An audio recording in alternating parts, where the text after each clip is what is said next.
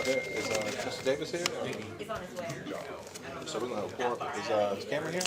Okay, Brian is here, that's it. Cameron, so we have a quorum yet? Mayor, I believe. So I wanted to hear. I just can't. Oh, I know. No. I know. We turn. Oh, there he is. I was just about to call you.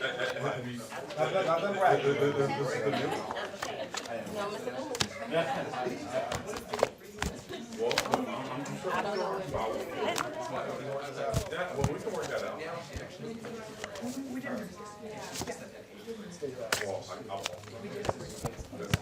Yeah, we're just walking. Let's get Brian here to get started.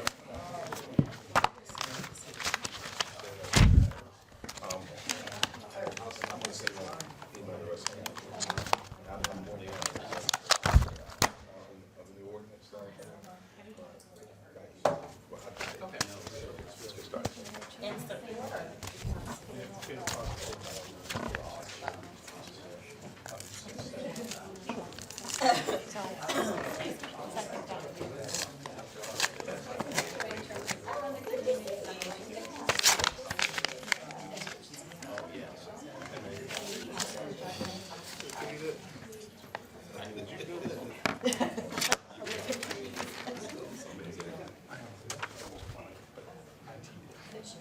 So I texted her and told her,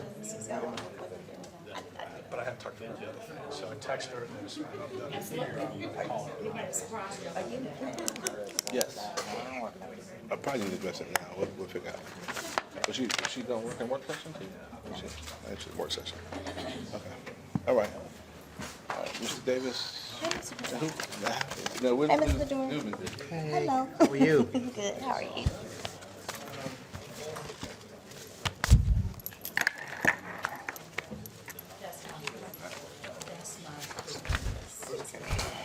I don't know.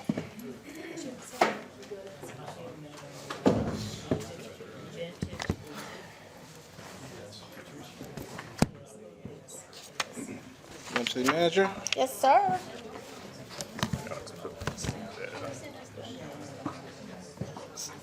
Sam's deep in the Council. complaining about something. Mad about something. Sam's always mad.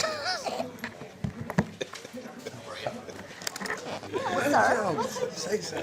Madam Clerk. What you mad about over there, man? What you mad about? Afternoon. Drug engagement. We just lost the case before. Here. Just lost the case before. Here. Cloud, Mr. Ryan, Mr. Davis. Here. Mayor Benjamin. Here. This is my junk stuff. Good afternoon, gentlemen. How you doing, dear? Doing well. Mr. Mayor, we'll get started with the financial report for July 2015. Mr. Palin is going to cover for Ms. Alonso, who's out today. Okay, I'm sorry. I apologize, folks. This is a day. You're fine. You have a pretty light agenda here. Okay, so I Yeah, need keep it light. You think we'll get about a quarter of 7? That's the goal. Okay, quarter of 7. That's his goal. Oh, please, Mr. Palin. Good afternoon. Good afternoon. Today, we will have these are the financial statements for the end of July, so it's just the first month of the new fiscal year. As usual, this time of the year, there's not a whole lot of activity going on, but we do have this out here. We do show the actuals versus the prior year actuals, along with the next slide will show general fund, it's actual versus budget. There is a printout sitting in each of y'all's. If you have questions on it, there's, this early in the year, there's not a whole lot to really point out, but I do have one area, water and sewer, that someone may look at in the past, so I will point it out now. Okay. For water and sewer, right here, you'll see your governmental revenues of $8,606,000. That is you'll note that wasn't last year. That is the payment from West Columbia that they made to us, so they made that payment in July, so that's reflected in our statements. Awesome.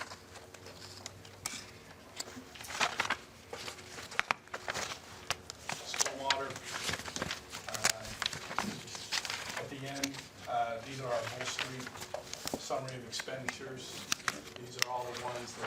Jan has shown you in the past, but I will point out we have added, so far this year, we have spent in stormwater $1 million, in water $15,000, and in sewer 15 million. $15,000. Million. Thousand. $15,000. Okay. It's just July. They're small numbers now.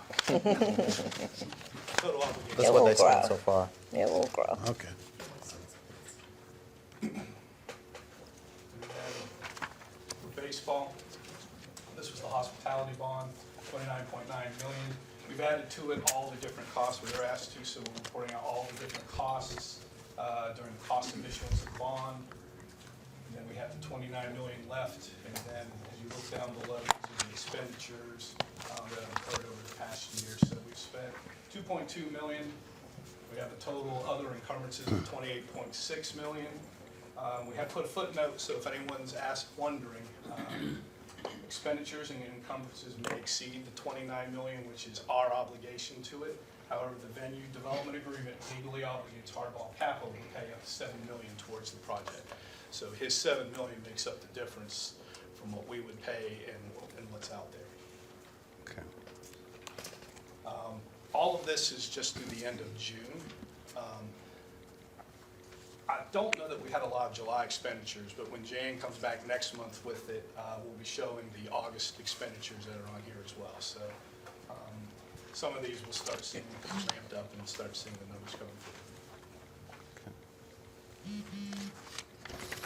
And I promised Jan I'd keep it very short. Thank you. All right, any questions for CFO? Stadium, on time, on budget? Gregory? Yes. On time, on budget. Yes, sir. Good to hear. Mr. LeBlanc, Mr. Trainer, you guys get that? All right, Thank you. okay. Okay. Good deal? Thank you, Jeff. At this time, we'll move into discussion items, a presentation from Ms. Joanne Turnquist, President and CEO of the Central Carolina Community Foundation, on the public space and public life study. And I know that there's some additional individuals here with her. And I will tell you guys, I don't get excited about a lot of things. The things I do get excited about, I'm never reticent about sharing it with you. I did have a chance to go with Joanne as a guest of the Knight Foundation and a number of other groups, foundations, philanthropic organizations in Northern California to San Francisco several months ago for an incredibly exciting prototyping festival. And of all the things we've been able to do, and I think probably something that really captures a number of other, hopefully, I think you'd see ongoing efforts to really dramatically, in a comprehensive way, improve quality of life and connectivity, and what we've been trying to do to attract and retain the best and brightest talent here to the Midlands. This is an excellent opportunity, and we remain thankful for the Knight Foundation's support of the Midlands. They usually show up, and they show up in a big way, usually. And this is, however, I think a rare opportunity. I feel I always forget the term. I know they're different size Knight cities, and we're not one of the biggest ones. But this commitment is tantamount to what they've been doing in other places in a very big way. So we're excited to have you here and excited to have the folks from Gale. I'll allow you to introduce them. But whenever you hear the name Jean Gale, it means we're in the South, we say high cotton. We're very high cotton with you all being here today. So please, Joanne. Thank you, Mr. Mayor, members of council. As the mayor stated, we are one of 26 Knight Foundation cities in the country, established when Knight Ritter newspapers were sold. Over the years, Knight has invested close to $10 million in our city. Many of those dollars come from the donor-advised fund that is housed at our community foundation. Today, I'm very, very proud to announce that because of the meetings that the mayor and I had in California with the Knight Foundation, meetings that were hosted by Gal, they're investing another $135,000 in our city.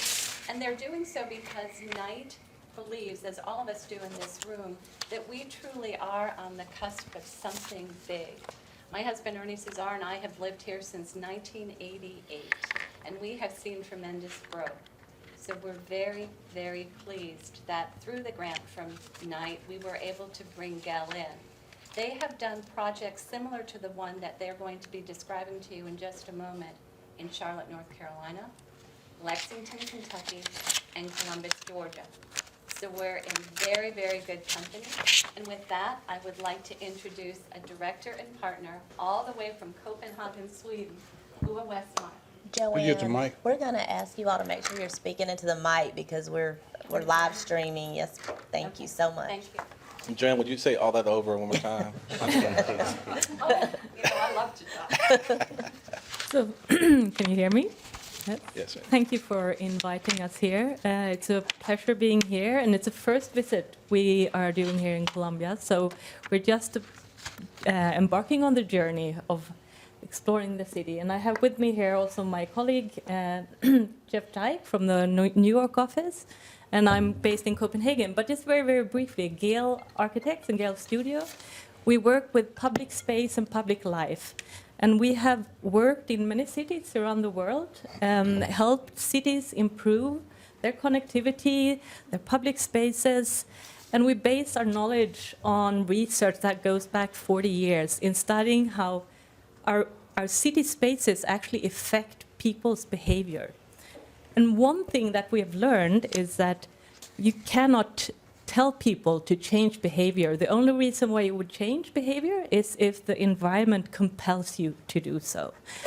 And another thing that we have learned is that cities are, of course, very different. Some are famously hot, or super lovely like today, or extremely cold, but there are some local conditions that are crucial to be have as a starting point. And also I would say that we have learned that there are three key components that needs to be in a project or a progression in a city in order to make a success.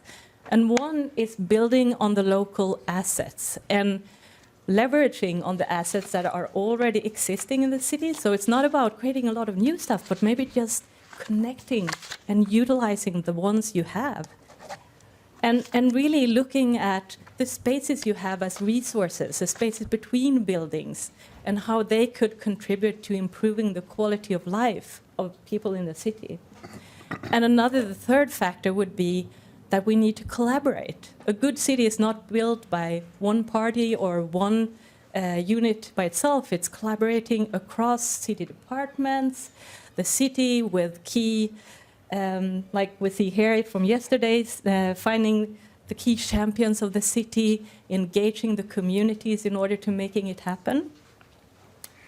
And of course, we want to learn about your city and your assets, but we could also bring in some learnings from other cities. This is Melbourne that has actually made a journey having a city center with very few residents and then suddenly having a lot more residents, as much as 1,000% more residents over a short period of time. They combine that with some improvements in the public realm. For instance, their laneways, screening their streets, improving connectivity and spaces for people to walk.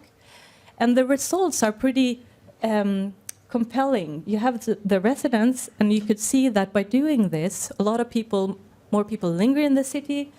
Office vacation, like the businesses, actually improved. They could retain their talent in the city by combining different efforts together and leveraging on that. So a project like we worked in New York, where we had more of a pilot project approach, thinking that we need to try things out before knowing if it's a right solution in the city. So this is what you see, the before and after image. It's actually a temporary project. So we could be removed within 48 hours. And they're saying, let's see if it works. And if it does, we will continue. And in this case, the results were also compelling. So it affected retail, sales, very positive, safety issues. People were safer in the streets. A lot of more people walked and cycled. And as a last example, going back to San Francisco, where Mr. Mayor started his introducing this lecture, we can see that they have had a different approach. The city has managed to utilize the bottom-up efforts, the people efforts. So this is turning a parking space or a few parking spaces into a public space called parklets. And the prototyping festival that Mr. Mayor was visiting, they were trying a lot of different experiments along market streets during a few days. And I think what's interesting with this prototyping festival is that we can see that this is a new way of engaging the communities, of actually having a dialogue with people. So we go from just talking to them and asking and actually into more of an action-oriented mode. So we engage with people and talk to them in the public spaces around real-life experiences of seeing a new type of city and discussing with them. So that was just a brief presentation of some of the work we've done before, and we're super excited to be here. Thank you very much. Awesome. So, tell us what you did today in town. Sorry? What did you do today? What did you Well, guys we've do? been walking around in the We've been walking around in the Vista along Main Street and just amazed with all the great assets you have that could definitely be used in a larger extent just by connecting them, connecting good ideas, working with the city, just hearing of all the great ideas and plans that are being thought of.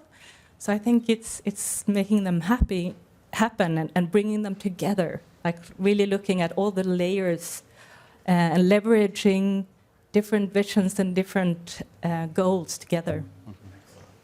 Sorry? Next stops. You want to know what's going to happen. So what we will do is that we'll come back in October, and we do this evidence-based design. So we will study life and space, public life and space, and then we'll identify some key pilot project areas where we would like to work with you to identify what could be a good things to try out or as a best practice example. So we will be really happy to come back and present what we find and discuss with you of where to move on, because as I said before, it's not like we can't tell you what kind of city you want. That's in your hands, but we can maybe help you on the way. Well, thank you. Thank you. Thank you so much. And we've had so many exciting things happening and so many wonderful plans we've helped develop, and with partners like ULI and others, and just I think this is a wonderful opportunity. And thank you again. And Joanne, thank you for the stewardship of the foundation and the work you guys continue to do. Look forward to being active participants and getting a workable, visionary work product at the end of the day. All right. Thank you. Mr. Baird, the next item is for action, I believe, the funding request for the Palmetto Capital City Project. Okay. So we've sorted out the funding streams we discussed. Yes, sir. The only funding streams that you all would have available to you at this point would be accommodations tax, and I've asked Missy to let you know an amount there from the 5% funds. Okay. And then, of course, you've got a $75,000 contingency of council and a $75,000 contingency from economic development. That's right, I'm sorry. Obviously, we like those contingencies Qualify? they could be used. Okay. Okay. And That- what's the amount of ATAX funding, 5% funding available, Missy? Microphone. It's actually not from the 5%, it's actually Oh, okay. available Oh. funding Carryover. out of the, no, what's available out of the budget from this year that was not allocated yet, out of the How much is that? 32,000. Okay. I know we funded them previously at a much higher level than we did this year. We went with the committee recommendation, which is significantly lower. Mr. Mayor, I'm sorry. Sure. That wouldn't have That's not committee allocated, April? That's usually what is allocated by the committee, Okay. but it's not 5% But the dollars. 5% is not The available? 5% dollars are all allocated. Okay. Okay. The, I know they've had their overall request was for 25,000. So how much is available? 32. 32, okay. So 25,000 more, which would be about what we funded them last year. Your thoughts? Yeah, they got, I think, 25. They were significantly short.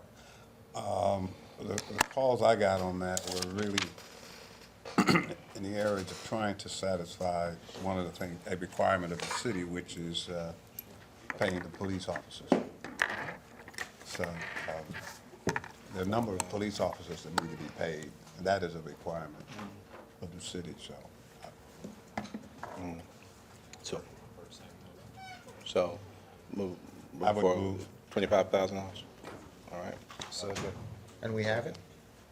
we have it. So it's typically allocated from the committee, which I don't think there's a committee meeting anytime, but otherwise that's for the funds that typically have been allocated by the committee. All right, moving second. That's a big problem we can set up to, Okay. if they run into the Okay. snag of it. Not to exceed $25,000. Okay. Not to exceed that amount. $25,000, based on eligible expenses. Move the previous question, clerk call the roll. Mr. Medora? Aye. Mr. Runyon? Aye. Mr. Newman? Aye. Mr. Davis? Aye. Mayor Benjamin? Aye. All And right, Mayor Benjamin, your final item is more of a discussion item on council expense accounts. I know Mr. Bedora had raised a, not a concern, but an observation, I think. Yeah, I guess it is, it's time to kind of discuss what we're doing on election cycle with the expense accounts for the council members or the council seat that is up for reelection in November. Since we changed the election from April to November, April was going, or the same cycle as the budget year because it's the end of June and it's July 1st. You get a new budget, a new expense account. Since we moved it to November, it's kind of midway of budget year. So, the logic thing to do is kind of divide up, I guess, the $8,000 expense account the council gets into two sections. You get $4,000 the first 6 months and then $4,000 the second months. That way, when Mr. Newman's new replacement comes in, he will start with 4,000. Mr. Newman is clearly determined he wants to spend every dime before Nah, I don't think that. December 31st. That's what he told me. Start my write-in campaign. Still might be my. That is, but this, Finances. but Mo, that's a very practical problem that we haven't had before because of the new. But it's just something that we need to discuss, and I just don't think it's fair for the taxpayers to come up with another 8,000 for the new council member when they become elected. I just think that we can figure it out ourselves as Where's Palin? I see Bud here, so maybe we need to ask him how to handle that. We've had I a would- few discussions about it. I mean, since Mr. Bedora raised the issue, very good point. The staff and I know we certainly wouldn't allow a new council member to go without, opportunities for engagement with citizens or constituency matters. And we would, as we normally do, we figure it out. I mentioned some of your contingencies that are there through general funds, but certainly we would have to bring you back a recommendation on how to accomplish that. I mean, it probably needs to run with the calendar year. I mean, like you're saying, I'm assuming now. I don't know how you budget for that, but. One of the, I think, discussions you all had around budget time was not carrying forward your expense account funds. So that's what we've been looking at and monitoring for you. There's really not a lot that's gonna carry forward anyway from the last fiscal year. That could maybe, if that was something council was amenable to for the new council member or members or however it pans Right. out, we could look at what the carry forward number is. And that might be something you all would want to consider as far as for your new colleague or leagues. my first thought, with this is, like I said, divided up, first 4,000 for 6 months, that kind of thing, especially on election year. Any other year, it doesn't matter. It's just not fair for the taxpayers to fork up another expense account and some amount of money for the new council person. If we can control this or kind of resolve it as much as possible. I think so. Doing math. I don't have a problem with that, but I'd like 6 to months. come to some closure on the question of carry forward. I can only speak for myself, but I don't have a problem with that, because when you compare the budgets, they're not that, I'm not advocating any increase, but I think the ability to carry over to allow you to, there may be some projects that you're working with some constituents that you want to be able to, kind of stay in the game with. Yeah. I've looked at carry forwards over the years, and there haven't been that much. It's- Sometimes less than $1,000. What's a practical problem, just since we're out the fiscal year now? Can we, in addition to ideas you guys have pursued, maybe just reach out to some of your fellow city managers on the network you guys have and see how See what they- other places handle it, and take it from there on? Because several of them have November elections now and have July 1 fiscal year, so. Sure. So probably need to address it sooner rather than later. Absolutely. And also, I think we were at about $5,000 of carry forward from last year, so. That's total, Awesome. yeah. All right. What does Mr. Palin say on audited and? Yeah. Subject to change. All right. That's it, right? That was it for the regular work session agenda. Okay. One issue, y'all, we do not, and we got to figure out how to deal with this. We do not have an ordinance I got a question from a constituent I didn't answer. We do not have an ordinance that explicitly allows, of course, Tamika's not here today, she's in D.C., accepting an award on behalf of the city of the NLC. And of course, Leona's not with us today either. We don't have an ordinance that specifically allows council people to participate electronically, telephonically, or via email. I haven't had a chance to talk to any of you about this. It came up this morning. And we had a question from a constituent about that. We need to pass an ordinance to that effect. I'd be fine supporting an ordinance to that effect. But until we have something that says we can do it, we're kind of operating outside the bounds of the law, and we need to make sure we do that. So I asked Ms. Knox and the clerk and city manager that, we could have it on the next agenda to specifically authorize it. Maybe look at it and see how others do it as well. But we need to do that until we get there. We need to cease that practice until we actually have it on our books. I think prior to Skyping, you guys may have done telephonically, Sam, I don't know, but it's been more of a courtesy as opposed to an authorized practice. We need to, with all of our new, adjusting to our new public information laws and the new way that our agendas develop, that has some of our colleagues in the Fourth Estate asking me a bunch of questions about things I don't want to answer. We've got to make sure we're clear on that. So, are y'all? I assume most of you would support that as well. Support an ordinance to that effect. Is that all right with you, or would you guys rather not? I'm okay with it. All right. I'm not sure what you're saying. You're saying we need an ordinance to I guess, support or allow Skycam or whatever Yeah. we do? Yeah. I mean, yeah. If you're gonna, if it's gonna be the policy of the city, then we need to explicitly state that and not just do it.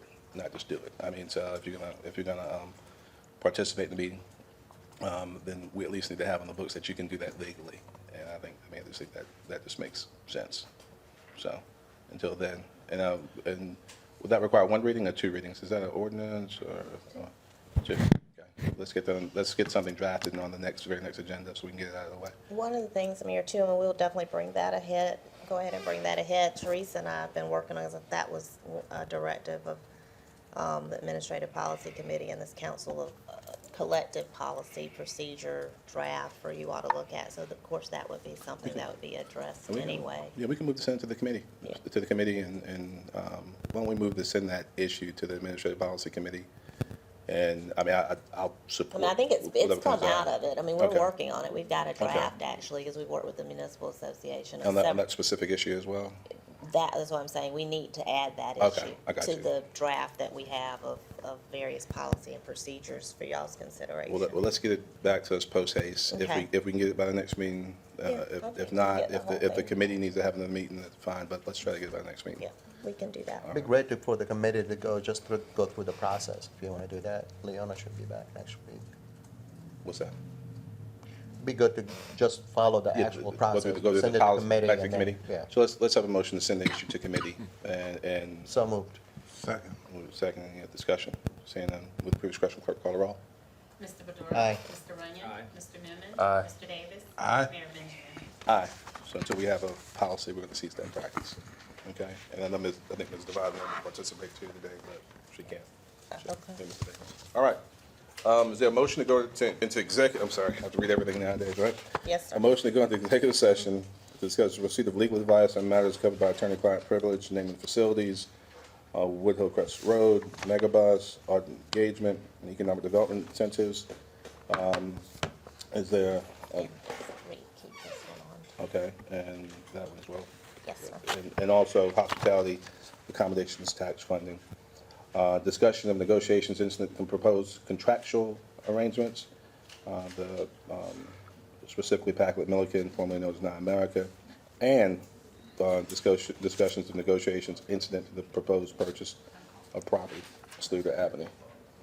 I'm sorry. Two on the back. Also, receipt of legal advice which relates to pending, threatened, or potential claims. Giant Clark et al. Versus City of Columbia, and Azar versus City of Columbia. That was a motion. Is there a second? Second. Any discussion? We move the previous question. Clerk call the roll. Mr. Badura. Aye. Mr. Runyon. Aye. Mr. Newman. Aye. Mr. Davis. Aye. Mayor Benjamin. Aye. Thank you. I need help with something. We got Can I? Absolutely.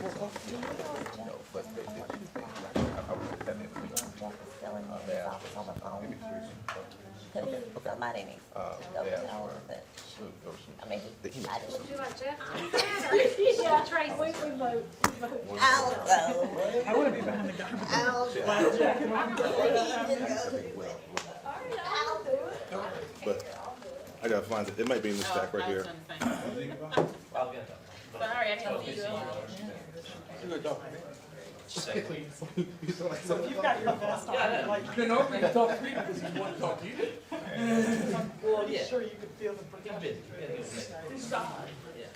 Cliff, you good?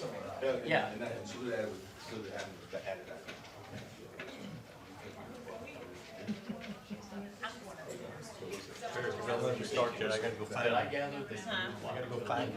Hey, Nikki was telling me.